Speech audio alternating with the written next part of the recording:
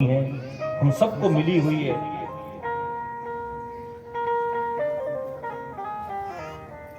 किसी गरीब को एक बार नारद जी महाराज जी की कृपा हो गई। नारद जी ने देखा बड़ी दयनीय स्थिति, बहुत गरीब है, भीख मांग रहा था।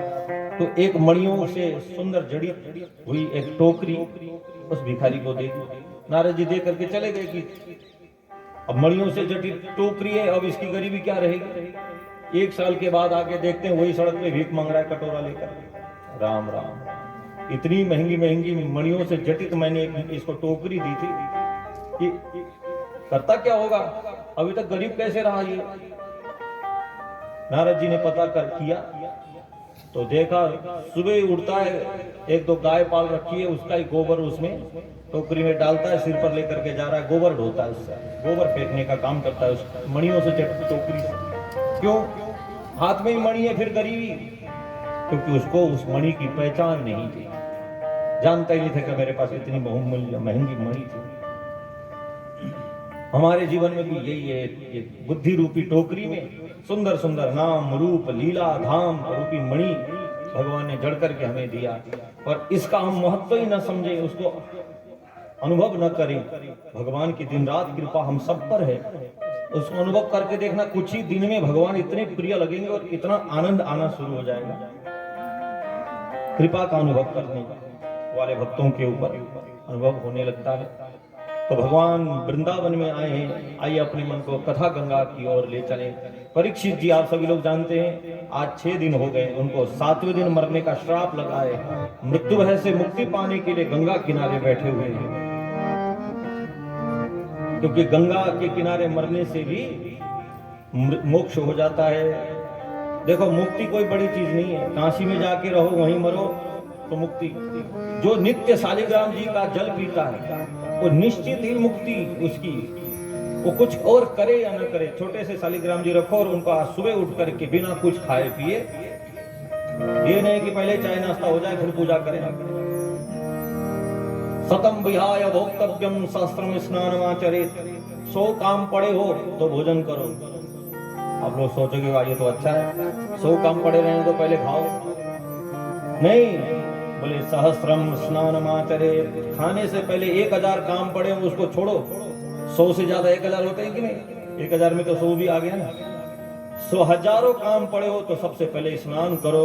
स्नान किए बगैर कभी कुछ मत खाओ। हाँ, किसी को गैस की प्रॉब्लम हो रही है, सीधे खाली पेट चाय पीने से प्रॉब्लम होती है तो कुछ खाओ, अलग बात है, पर जो ठीक है, स्वस्थ है, उसको नहीं खाना चाहिए। बिना स्नान किए कभी भी कुछ भी नहीं खाना चाहिए, स्नान करना चाहिए।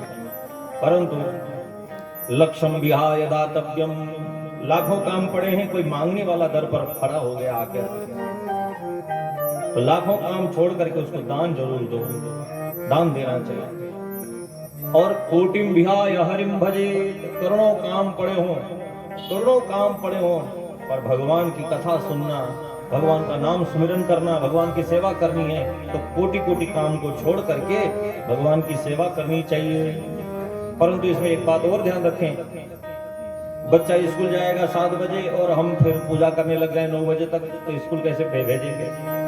जिस पर जिम्मेवारी है उसकी बात है ये। और पतिदेव जाने वाले दुकान खोलने के लिए 9 बजे, तो हम यहाँ अपनी पूजा ही कर रहे हैं, उसको भूखा भेजें तो साक्षात परमात्मा का अपमान हो गया। तो परमात्मा यहाँ बसे हुए, तो उसको क्या सोचना चाहिए, मेरे पति के हृदय में विराजमान उस परमात्मा के लिए मैंने बनाना। देखो, करना आपको वही है, काम वही करना है, पर उसको उसका भाव बदल दो। भाव बदल जाए तो आपकी सेवा ही पूजा बन जाए। कर्म ही पूजा है बोलते हैं ना, पर कर्म का मतलब ये नहीं कि कुत्ता घुमाने जाओ तो आपका वो कर्म पूजा है। कर्म क्या है बोले, जो भगवान के संबंध से जो चीज, जिस संबंध में भगवान न हो वो कर्म पूजा नहीं हो सकती। जिसमें भगवान से संबंध हो वही कर्म है, बाकी सब कुकर्म है, विकर्म है, अकर्म है, 3 होते हैं कर्म भी। आज वृंदावन में ठाकुर जी विराजमान हैं और वृंदावन में बहुत आनंद से भगवान रह रहे हैं। गोवर्धन जी की पूजा, छोटे ठाकुर जी ने 10 वर्ष के भगवान हो गए हैं और इस समय इस लीला में 7 वर्ष के भगवान हैं। 7 वर्ष के भगवान ठाकुर जी हैं, क्योंकि रास भगवान जब 8 साल के हैं तो रास लीला है। तो 7 वर्ष के भगवान ग्वाल बाल नंद बाबा सबको भगवान ने गिरिराज जी की पूजा सबसे करवाई, और 7 कोष की परिक्रमा सब दे रहे हैं, खूब कीर्तन करते हुए परिक्रमा लगाई। श्री गोवर्धन गिरिराज जी महाराज जी की परिक्रमा करके पूजन हुआ। उस रात्रि को सब वहीं सो गए। जो कालिया नाग के विषैले जहर से जो चारों तरफ का जंगल एकदम जहरीला हो गया था, भगवान ने देखा सुबह उड़ते ही गाय को भूख लगेगी तो ये घास चरने चारा चरने जाएगी, तो गौ माता सब मर जाएगी। ग्वाल बाल भी फल फूल खाएंगे तो मर सकते हैं, इसलिए भगवान ने दावाग्नि का पान किया। ये आज भी वृंदावन में दावानल कुंड है, दावानल बिहारी भगवान का मंदिर है अटला चुंगी के पास।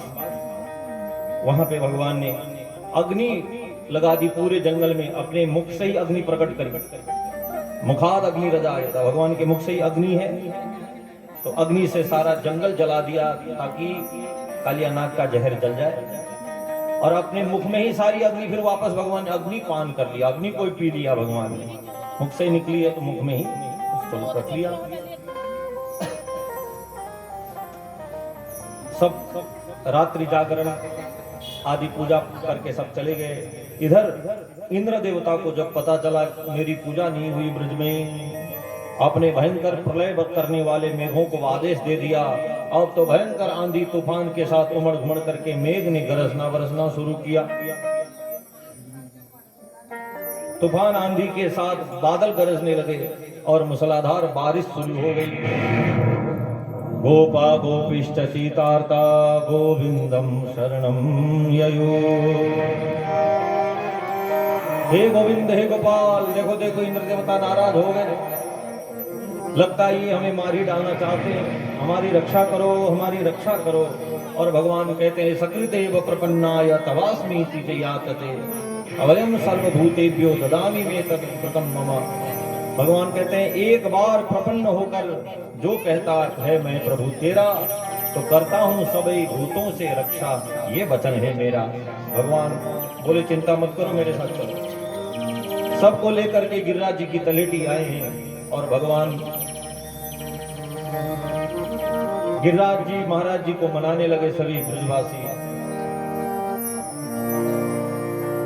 भगवान ने कहा सुनो सुनो, मेरे गिरिराज महाराज ने मुझे कुछ इशारा कर दिया है। क्या इशारा किया कन्हैया? बोले पानी का इतना खतरा लग रहा है तो मुझे उठा करके छाता की तरफ बना लो।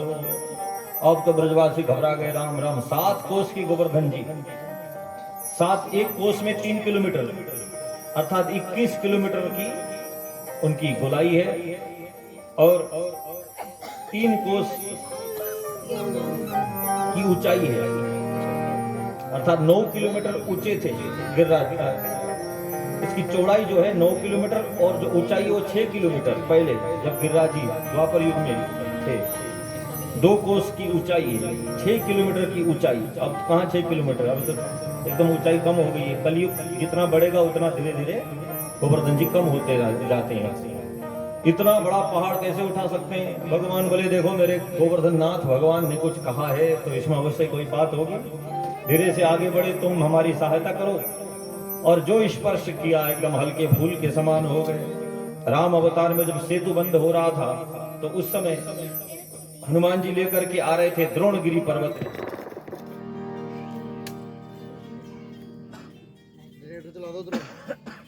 लाइट गई।